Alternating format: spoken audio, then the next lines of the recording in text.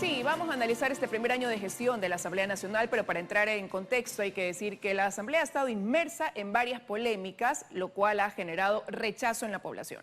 La encuestadora Perfiles de Opinión reporta que la Asamblea Nacional, presidida por Guadalupe Llori, en su gestión entre muy buena y buena, se ubica en un 11,18%, esto es hasta el 25 de abril de este año que se realizó dicha encuesta.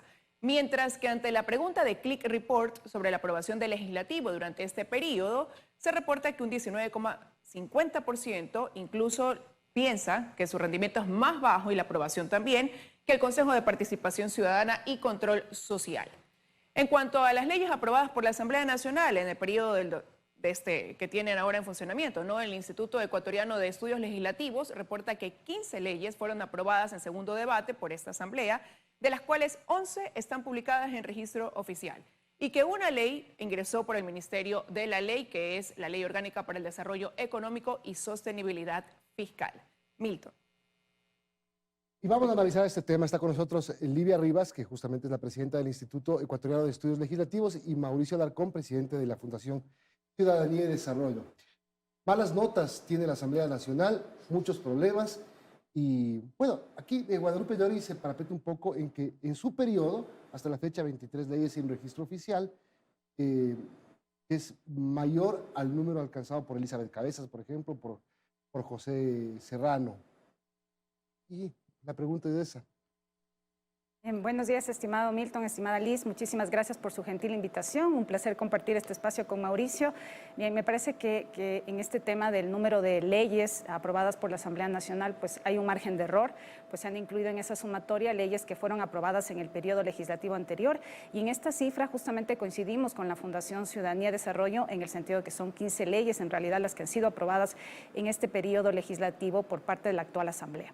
Pero a mí me parece importante destacar que más allá de las cifras, más allá de los números, hay algo que más allá de la percepción ciudadana en torno a la gestión de lo que ha pasado en estos meses al interior del Parlamento ecuatoriano, hay que rescatar que efectivamente estas 15 leyes representan algo importante. ¿En qué sentido? 15 leyes aprobadas implican que las comisiones especializadas han trabajado para aprobar informes de primer y segundo debate, e implica también que en la Asamblea Nacional sí existe la capacidad para llegar a acuerdos.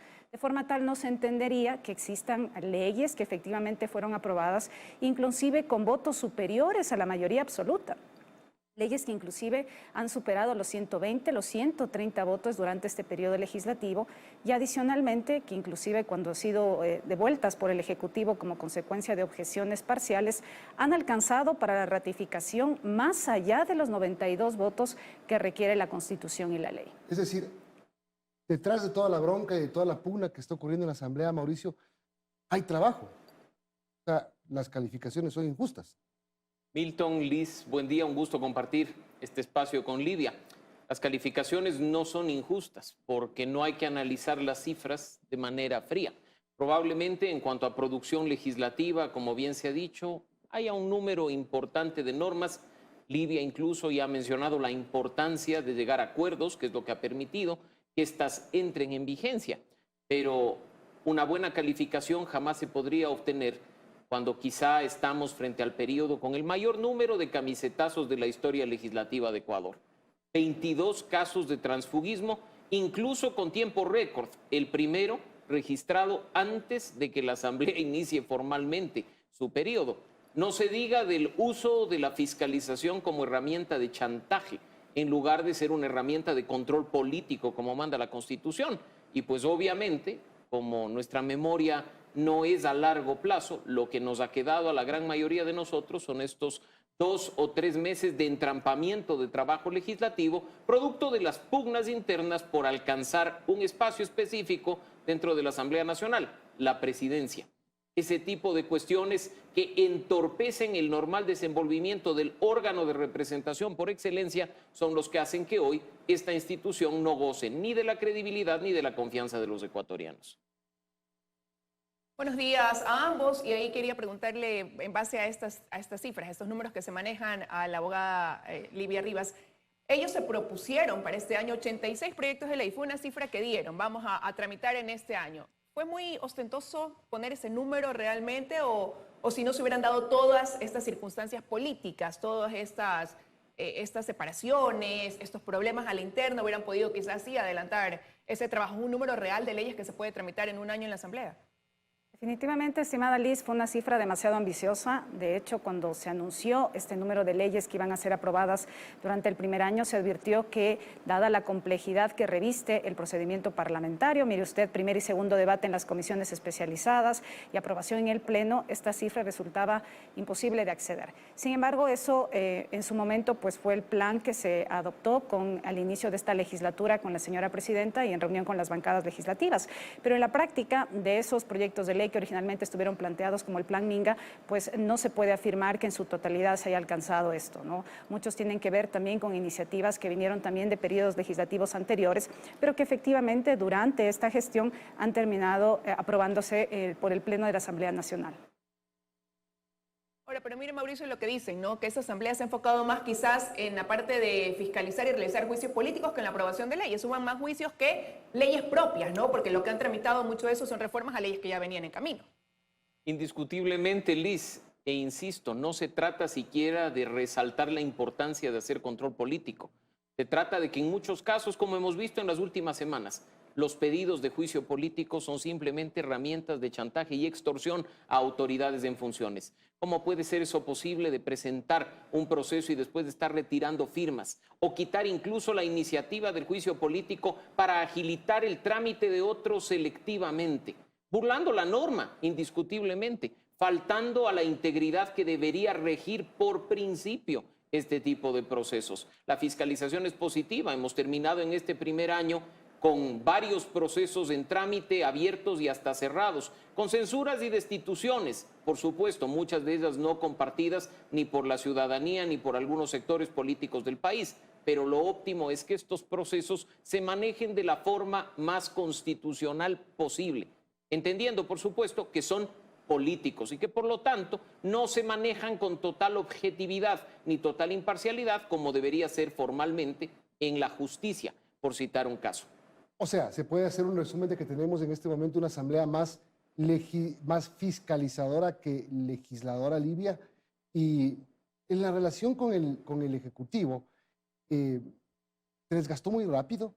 Las iniciativas del Ejecutivo, fue aprobada una importante y por el Ministerio de la Ley, otra importante fue rechazada y otras dos presentadas inicialmente no están todavía en el segundo debate.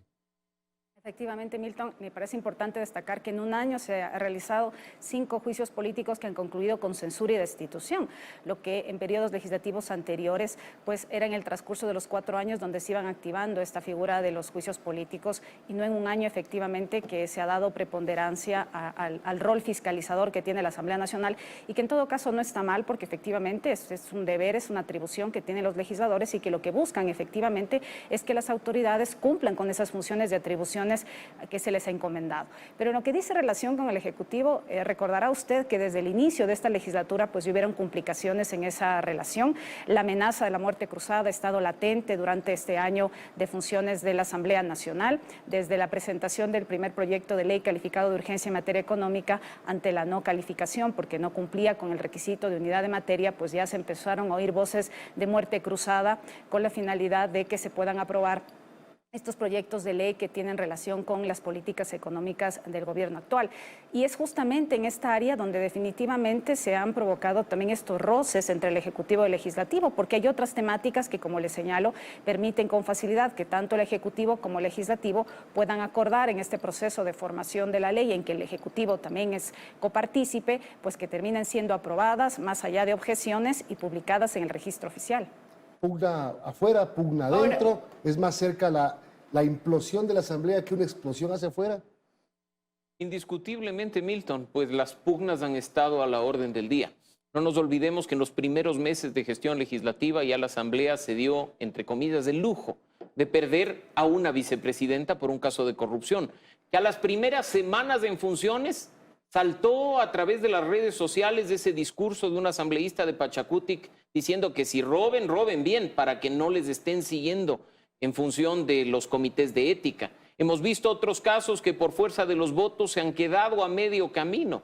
Una asamblea en la que además, como mencioné hace un momento, el transfugismo ha estado a la orden del día, donde el cal tiene presencia de bancadas que no lo son más, donde siquiera una de ellas ya no tiene los requisitos o ya no cumple con los requisitos establecidos en la ley para tener presencia en el Consejo de Administración del Legislativo.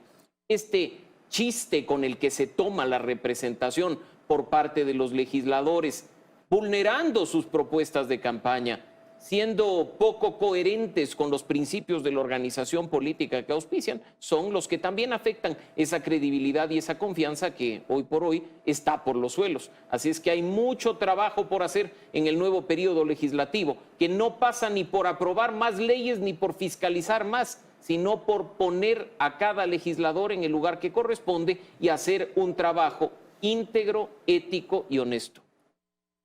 Pero y ahí, Mauricio, ¿cómo se proyecta, ¿no?, ese trabajo a realizar en este segundo año de gestión cuando usted lo ha señalado? Bancadas divididas, bancadas que en su inicio, por ejemplo, el BAN representaba a 5 partidos políticos, hoy solamente 2. Una izquierda democrática que está fragmentada en pugna permanente, Pachacutic, con asambleístas que decidieron ser separados, ahora independientes. Y así las fuerzas han ido cambiando. ¿Cuál es entonces esa proyección que tiene esta asamblea en cuanto a su conformación? No hay que perder de vista, Liz, además, que en los próximos meses un considerable número de legisladores abandonará sus curules para optar por un cargo de elección popular. Ya están promocionando su figura para una prefectura o una alcaldía, con lo cual incluso para este segundo año de gestión veremos una renovación de cuadros al interior de la Asamblea. Y veremos que usaron a la Asamblea Nacional como trampolín político también. Es altamente probable, no es algo nuevo, ha sucedido, sí, claro, Milton, a lo largo de la historia. Pero además hay que tener en consideración que hay un proceso en marcha para evaluar la gestión de la presidenta de la Asamblea que va a habilitar la reconfiguración del CAL. No me refiero a que cambien sus 7 integrantes en este caso, sino que al producirse una vacante en una vicepresidencia de la Asamblea, habrá que elegir un nuevo vicepresidente o vicepresidenta, e incluso si se detecta que ya no hay bancada formal que ocupe un espacio en el CAL, debería retirarse. ¿No asumiría Virgilio Saquicela? Por supuesto, pero queda vacante esa vicepresidencia, Liz. Entonces hay que designar un nuevo vicepresidente de la Asamblea. Acá opera la sucesión únicamente en el caso del primer vicepresidente hacia la presidencia. No es que todos suben un puestito como se acostumbra en otros espacios. En este caso hay que designar un nuevo vicepresidente o vicepresidenta y, como he mencionado, es posible que, por ejemplo, se evalúe si quienes están en representación de bancadas aún pertenecen a las mismas o incluso si son formalmente bancadas para tener representación. Pero y Livia, ¿cómo eso influye en ese trabajo que sigue quedando como un pendiente en la Asamblea, por ejemplo, y también cómo se ha ido manejando? Porque hay proyectos como las reformas a la Ley de Libertad de Expresión o a la Ley de Educación Superior, que fueron las primeras en ser presentadas en la Asamblea y que siguen estando ahí, hechas a un lado. Y complemento el tema, Liz, porque hay leyes que aparentemente son mucho más urgentes y necesarias, como la Ley de Uso Legítimo de la Fuerza, una ley que se fue configurando y que existe en varios cuerpos legales y no se los trató. El último en llegar fue el del presidente de la República, el último, y había más. En este caso en particular, todas estas iniciativas que vienen desde el Ejecutivo suelen tener conflicto al interior del Parlamento cuando no se manejan adecuadamente las relaciones con las diferentes bancadas legislativas. Siempre tiene que haber un contacto, una cercanía, por lo menos con los jefes de bloques o bancadas, y por lo general este ha sido el rol que ha estado llamado a cumplir también el presidente o presidente de la Asamblea, de tratar de hacer acercamientos entre la función ejecutiva y el legislativo de la forma más transparente y orientada justamente a la aprobación de aquellos artículos que integran los cuerpos legales de forma tal que se puedan atender las demandas ciudadanas. Todos estos proyectos de ley obviamente serán reconfiguradas las fuerzas políticas y habrá que ver bajo el supuesto de que se llegue a configurar la destitución de la actual señora presidenta de la Asamblea Nacional. Hay que considerar que en este caso en particular hay algunas fases que todavía están pendientes. Por un lado tenemos esta decisión de la Comisión Pluripartidista que habrá que ver si al llegar al Pleno llega a obtener los 70 votos. No debemos dejar de lado que está pendiente un recurso de apelación ante la Corte Provincial respecto también de esa acción de protección que en un momento presentó la señora presidenta, y paralelamente tenemos también estas denuncias en torno a la pérdida de la calidad de asambleísta, ya no solo el cargo de autoridad de la Asamblea Nacional. Esto, como bien señaló Mauricio en su momento, va a determinar pues que se tenga que asumir la designación de una nueva autoridad como vicepresidente, primer vicepresidente o vicepresidenta de la Asamblea Nacional, sin descuidar también que está pendiente esta solicitud que en su momento también realizaron varios legisladores de denuncias en contra de los miembros del Consejo de Administración Legislativa. Y de llegar a configurarse y de llegar a tramitarse en una comisión pluripartidista, podrían inclusive terminando reconfigurando absolutamente todo el Consejo de Administración Legislativa, de existir también las causales y los votos. Un tema importante que tú mencionas, Livia, es esto: cuando el presidente presenta proyectos, hay más problemas. Y el presidente ha presentado 6 proyectos. 207 proyectos han presentado los asambleístas. La pregunta es, ¿cuántos de esos 207 han sido aprobados o cuántos están en trámite? Los proyectos que han sido aprobados son de iniciativa de los legisladores. Estos proyectos que ha presentado el presidente de la República, en su momento el de calificado de urgencia en materia económica, pues entró por el Ministerio de la Ley, el otro fue archivado y todavía están pendientes de trámite, y obviamente como parte de este proyecto de ley de uso progresivo de la fuerza también estará considerado el proyecto de ley del señor presidente. Pero creo que ante la demanda ciudadana en el tema de seguridad, no me cabe duda que existirán los votos al interior del Parlamento para poder aprobar el proyecto. Tenemos que hacer una pausa en este análisis del primer año de gestión de la Asamblea Nacional, pero enseguida regresamos con más. 7:41, seguimos analizando el primer año de la Asamblea Nacional. Livia, hablábamos de, viendo la cámara, hablábamos de la cantidad de leyes presentadas por asambleístas, 207, y las iniciativas presidenciales. 6 iniciativas presidenciales, de las cuales una fue aprobada por el Ministerio de la Ley, otra rechazada y otras están ahí. El número es importante, es decir, la relación presentada, aparte de todas las peleas, pugnas, acusaciones y todo, el número del trabajo del presidente presentado a la Asamblea es importante, es alto. No, hay que considerar que el presidente de la República, de conformidad con sus atribuciones previstas en la Constitución y la ley, para el ejercicio de todas estas no requiere necesariamente de una ley. Puede ejecutar una serie de competencias a través de la adopción de políticas públicas y la adopción de acciones al interior de toda la estructura de la función ejecutiva, como los ministerios. Sin embargo, se entenderá que, de acuerdo con su plan de gobierno, aquellos temas que tengan exigencia de ser aprobados vía legislativa, al amparo de aquellos, por ejemplo, temas vinculados con garantías y derechos, o temas tributarios, que ha sido lo que se ha incluido en los proyectos de ley calificados de urgencia en materia económica, requieren necesariamente por mandato constitucional de ser tramitados al interior del Parlamento. Y es justamente en estas temáticas donde hemos encontrado los roces durante esta gestión. Y es importante eso, tratarlo, Mauricio, también porque un asambleísta decía que la Asamblea no debe ser calificada por la cantidad de leyes que haga, sino por la calidad y el estar en sintonía con lo que el pueblo necesita. ¿Están en sintonía ellos? Y ese es un punto clave. No se trata de simplemente hacer normas, más aún cuando quienes ejercemos el derecho, o incluso el presidente de la República, que recogió ese punto en su plan de gobierno, estamos plenamente conscientes de la telaraña normativa que nos gobierna, con normas hasta contradictorias entre sí, porque en la Asamblea se legisla muchas veces con total y absoluto desconocimiento de lo que se está normando. Y eso trae consecuencias. Así como consecuencias trae aprobar una ley que no cuenta con el dictamen del Ministerio de Finanzas, que termina siendo una ley inaplicable, que no da ningún beneficio a la ciudadanía. Así es que no se trata, como dije al inicio, de simplemente lanzar una cifra, sino, por ejemplo, dar el dato relevante de que 7 de cada 10 proyectos de ley presentados al interior de la Asamblea Nacional consiste en reformas a normas vigentes. No son normas nuevas. Es una iniciativa. Pero eso responde a que ellos están pero eso responde a que esta Asamblea está en sintonía, ¿o no? Con lo que realmente requiere el pueblo. En sintonía esta Asamblea con las necesidades de los ecuatorianos, estaría, por ejemplo, discutida y aprobada con responsabilidad la ley de uso progresivo de la fuerza. Estaría discutida y aprobada o rechazada con responsabilidad la ley de inversiones que presentó el Ejecutivo, porque muy fácil para muchos salir con frases cliché o palabras que calan muy bien en la ciudadanía, como la de privatización, para echar abajo un proyecto cuyo objetivo, y hay que decirlo, era generar nuevas fuentes de empleo. Hay que hacer condiciones normativas para que venga la inversión extranjera. Hay que generar seguridad jurídica para que los nacionales no se vayan, pero incluso eso se contradice cuando vemos una de las peores reformas tributarias presentadas en el último tiempo, que entra por el Ministerio de la Ley en complicidad con la primera minoría de la Asamblea Nacional, y con las consecuencias que hoy todos los ecuatorianos estamos viendo. ¿Y qué pasa ahora en adelante? ¿Qué tiene que pasar a partir del 24 de mayo que cumpla el presidente y que el presidente ofrece hacer un giro en su gestión? ¿Qué es mejor? ¿Que el presidente se decida por disolver la Asamblea Nacional? ¿Cómo el presidente puede gobernar sin Asamblea Nacional? Como ha dicho, voy a dar la espalda. ¿Qué es mejor? ¿Mal contigo, peor sin ti? No se trata, Milton, de gobernar sin la Asamblea.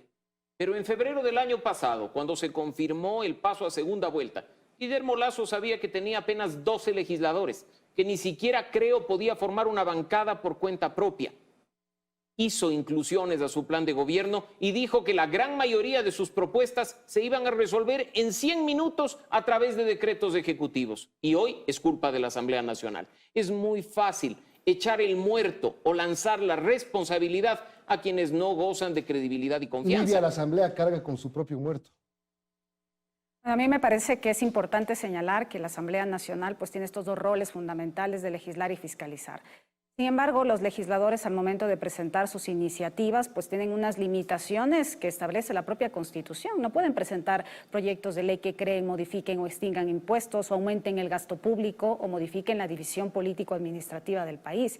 Y lastimosamente, ¿qué es lo que hemos visto? Y han venido arrastrando también una ley que viene del periodo legislativo anterior y que es objeto de una acción de inconstitucionalidad. Por ejemplo, tenemos esta reforma a la Ley Orgánica de Educación Intercultural que ha generado realmente una suerte de conflicto actualmente entre el Ejecutivo y el gremio de los maestros, ¿no es cierto? En el sentido de estos incrementos de remuneraciones, tanto en el tema de las remuneraciones propiamente como de las jubilaciones, que terminó aprobándose en el periodo legislativo anterior, luego fue sujeta de una acción de inconstitucionalidad, regresó a la Asamblea Nacional para que sea revisada por estas exigencias de que cuente con estos informes del Ministerio de Finanzas. Actualmente fue objetada por inconstitucionalidad de forma total por el presidente de la República y está en manos de la Corte Constitucional. Y entonces vemos cómo también durante este periodo legislativo la Corte Constitucional ha tenido un rol fundamental en el proceso de formación de la ley. Se ha derivado a la Corte muchas iniciativas porque han terminado por objeciones por inconstitucionalidad. Inclusive se le buscó consultar una objeción relacionada con el proyecto de ley de interrupción voluntaria por el embarazo, considerando que eso no estaba previsto de forma alguna en la Constitución y eran los legisladores a los que les correspondía simplemente ratificarse o allanarse en torno a la objeción. Y no se diga también una serie de consultas que en su momento también ha sido la función legislativa la que ha remitido al señor Procurador General del Estado. Mire usted, es anecdótico que la señora Presidenta de la Asamblea Nacional le pregunte al señor Procurador General del Estado cómo interpretar la propia ley aprobada por la función legislativa. De forma tal que nos parece que hay una serie de cuestionamientos durante el ejercicio en este primer año. Ahora, pero partiendo de eso precisamente, ¿qué va a pasar a partir del 25 de mayo? Porque por un lado, el gobierno anuncia que se va a enfocar en la inversión social, seguramente va a necesitar de la Asamblea, aunque diga que no, pero dentro del mismo gobierno hay estos dos discursos, ¿no? Llega a ocupar el Ministerio de Gobierno un ex asambleísta que se pensó podía tender puentes y conciliar, Mauricio, pero finalmente el presidente Guillermo Lasso sigue manteniendo ese discurso de que seguirá adelante sin la Asamblea o con la Asamblea en sus proyectos. ¿Qué tan viable puede llegar realmente a hacer eso? Sabemos, Liz, que el país cuenta con una constitución hiperpresidencialista, que hay mucha concentración de poder en el presidente, al punto que la muerte cruzada incluso no lo es tal, pues las herramientas con las que cuenta el presidente, y así lo hizo incluso de manera arrogante en una entrevista a un medio local, pasan por una firma, mientras que en el caso de la Asamblea pasan por un proceso de varios días. Estamos hablando que no hay balance, que más se concentra en el Ejecutivo atribuciones y competencias, incluso por encima de aquellas que habitualmente tiene un presidente de la República. Sin embargo, en la práctica hay otras tantas que no pueden simplemente hacerse por la vía del presidente y que demandan de una Asamblea Nacional. Ese discurso contradictorio que tú has mencionado al interior del Ejecutivo, que un día rechazan a la Asamblea y al otro buscan acercamientos, que algún día dicen que pues van a gobernar directamente por decreto ejecutivo y al otro les convocan a los jefes de bancada al Palacio de Gobierno, es una evidencia de que no hay conocimiento de qué es lo que se tiene que hacer para solucionar los problemas del país. Ahora, un año después de haberlos elegido a los asambleístas, podemos decir que este sistema de elección, y me voy más atrás, ¿no? A la reforma a la ley al Código de la Democracia, de esta elección de una sola lista, ¿nos hizo bien? ¿Le hizo bien al país?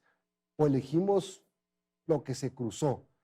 ¿O es tiempo de pensar en una reforma que, por ejemplo, permita la elección de asambleístas en segunda vuelta? Livia.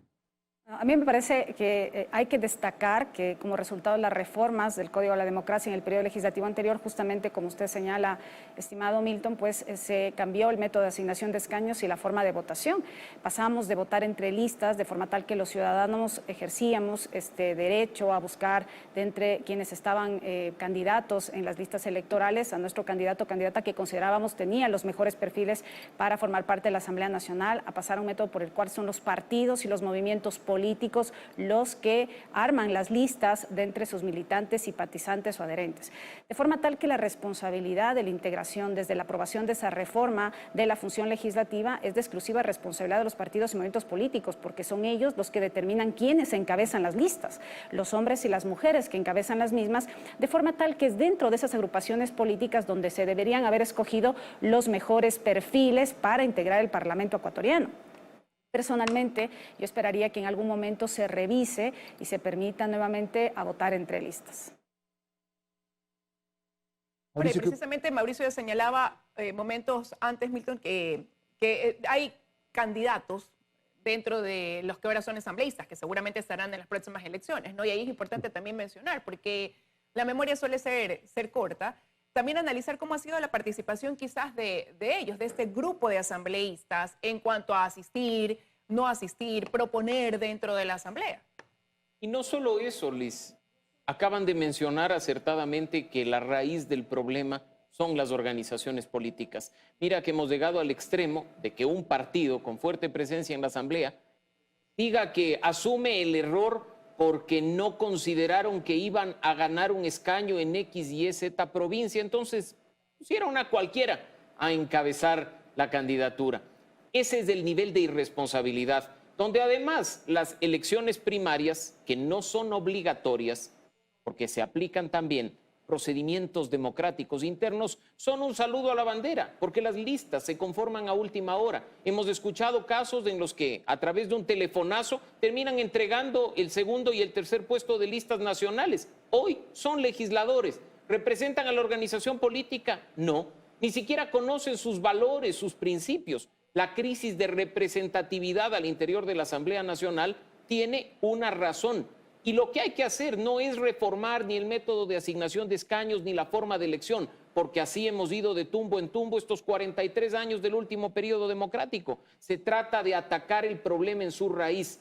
Las organizaciones políticas tienen que, en primer lugar, depurarse, para lo cual el Consejo Nacional Electoral tiene que hacer público el registro. Hay más organizaciones que candidatos. Pero por supuesto, y algo más grave.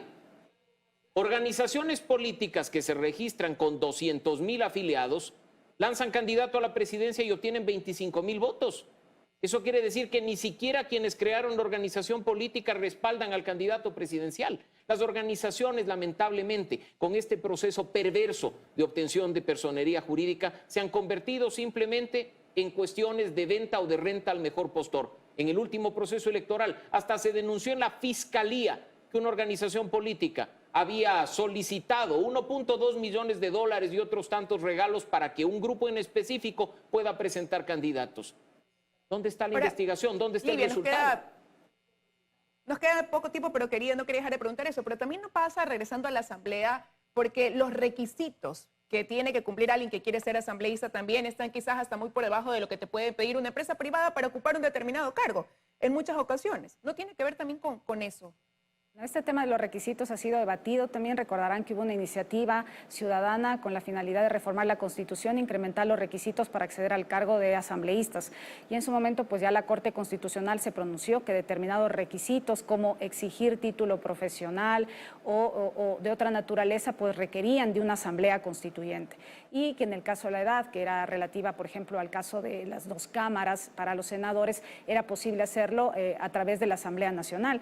Pero realmente el tema de los requisitos es relativo. Si usted revisa la configuración de las asambleas desde la aprobación de la Constitución y en adelante, hay un alto número de asambleístas que tienen título profesional, también hay asambleístas que tienen posgrados y maestrías. Como también hay algunos que afirman, bueno, deberían ser todos abogados, cosa con la que personalmente estoy en desacuerdo porque las leyes son multidisciplinares. Coincido nuevamente con Mauricio en el sentido de que es un tema de representación al interior de los partidos y movimientos políticos, un tema de usar el fondo partidario al que están destinados justamente para procesos de capacitación y formación al interior de las organizaciones políticas y de entender con claridad cuál es el rol que tienen al asumir la función de legislador, de fiscalizar y legislar y de estar en sintonía con estas demandas ciudadanas permanentes. Tenemos que terminar y solo quiero que me respondan con una palabra. ¿Podemos esperar algo mejor de la Asamblea? Sí, no, tal vez paso. Mauricio. No, definitivamente. Livia. La esperanza nunca se pierde. Yo espero que sí. Gracias. Livia Rivas, Mauricio Alarcón, gracias por acompañarnos hoy.